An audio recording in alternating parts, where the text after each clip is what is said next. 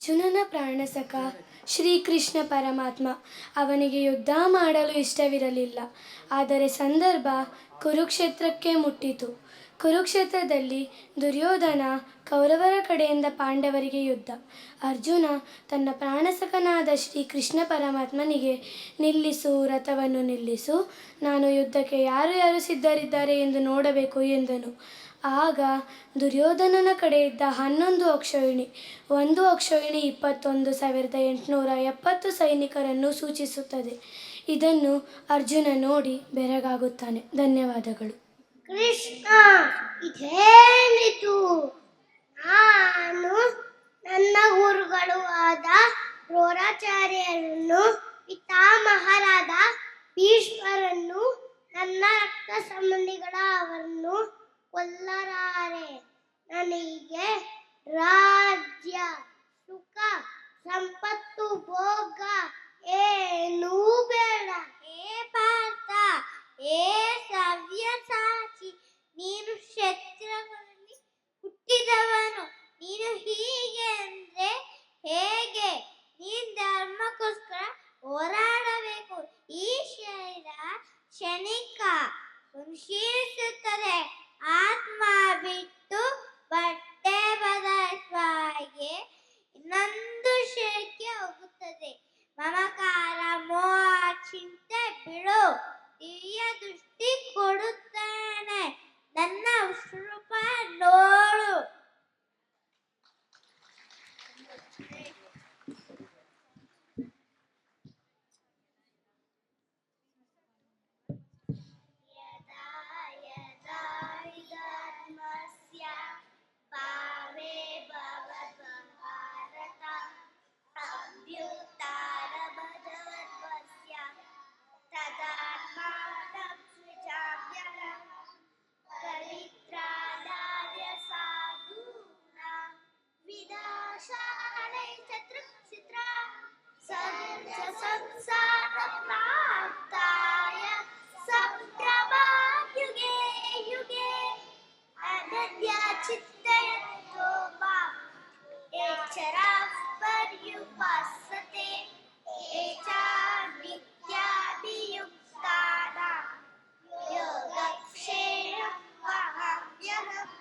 ಭಗವಂತನು 4ನೇ ಅಧ್ಯಾಯದ 2 ಶ್ಲೋಕದಲ್ಲಿ ಹೀಗೆ ಹೇಳುತ್ತಾರೆ: ಎಲೆ ಅರ್ಜುನ, ಯಾವಾಗ ಧರ್ಮದ ಅವನತಿ ಆಗುವುದು, ಅಧರ್ಮದ ಉನ್ನತಿ ಆಗುವುದು, ಆಗ ನಾನು ಅವತಾರ ಮಾಡುತ್ತೇನೆ.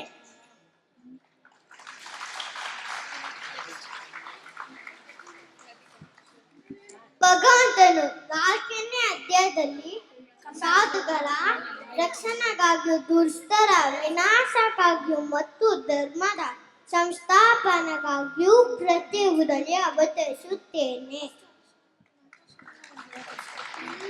ಶ್ರೀಕೃಷ್ಣ ಪರಮಾತ್ಮನು 9ನೇ ಅಧ್ಯಾಯದ 22ನೇ ಶ್ಲೋಕದಲ್ಲಿ, ಅನನ್ಯರಾಗಿ ನನ್ನನ್ನು ಧ್ಯಾನಿಸುತ್ತಿರುವ ಯಾವ ಜನರು ಉಪಾಸನೆ ಮಾಡುತ್ತಾರೆಯೋ ಅಂತಹ ನಿತ್ಯಯುಕ್ತರಾದ ಯೋಗಕ್ಷೇಮವನ್ನು ನಾನು ವಹಿಸಿಕೊಳ್ಳುತ್ತೇನೆ ಎಂದು ಹೇಳಿದ್ದಾರೆ.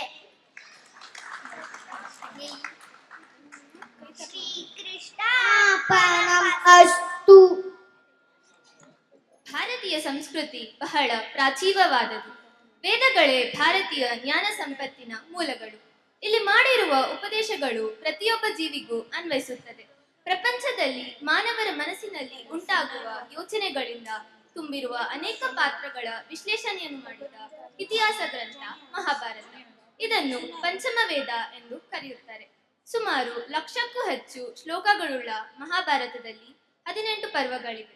ಭೀಷ್ಮ ಪರ್ವದಲ್ಲಿ 25ನೇ ಅಧ್ಯಾಯದಿಂದ 42ನೇ ಅಧ್ಯಾಯವರೆಗೂ ಈ 18 ಅಧ್ಯಾಯಗಳನ್ನು ಭಗವದ್ಗೀತೆ ಎಂದು ಹೆಸರಾಗಿವೆ. ಶ್ರೀ ಕೃಷ್ಣ ಪರಮಾತ್ಮನ ಮೂಲಕ ಹೇಳಲ್ಪಟ್ಟಿರುವುದರಿಂದ ಭಗವದ್ಗೀತೆ ಎಂದು ಕರೆಯುತ್ತಾರೆ. ಭಗವದ್ಗೀತೆಯಲ್ಲಿ ನಾವು ಇಂದು 15ನೇ ಅಧ್ಯಾಯ ಪುರುಷೋತ್ತಮ ಪ್ರಾಪ್ತಿಯೋಗವನ್ನು ಎಂದು ಹೇಳಿದ್ದೇವೆ. ಸಂಸಾರ ವೃಕ್ಷದ ವರ್ಣನೆ, ಭಗವತ್ ಪ್ರಾಪ್ತಿಗೆ ಇರುವ ಉಪಾಯ, ಭಗವಂತನ ಅಸ್ತಿತ್ವದ ವಿಶದೀಕರಣ. ಹೀಗೆ ಅತಿ ರಹಸ್ಯವಾದ ಅಥವಾ ಎಲ್ಲರೂ ತಿಳಿದುಕೊಳ್ಳಲಾರದ ಅದ್ಭುತ ವಿಷಯಗಳನ್ನು ಪರಮಾತ್ಮನು ಅರ್ಜುನನಿಗೆ ತಿಳಿಸಿದನು.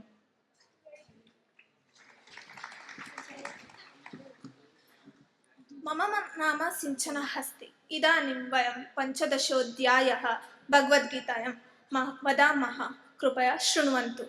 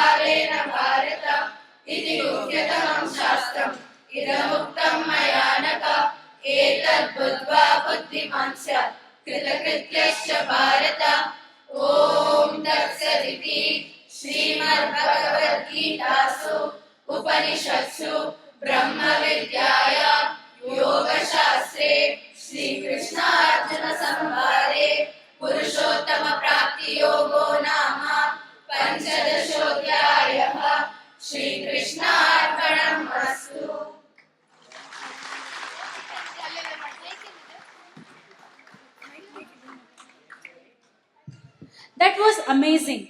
The shlokas recited were truly thought provoking. Kudos to our students for their brilliant performance and insightful explanation. Let's retain the value lessons from the Mahabharata and Bhagavad Gita in our hearts.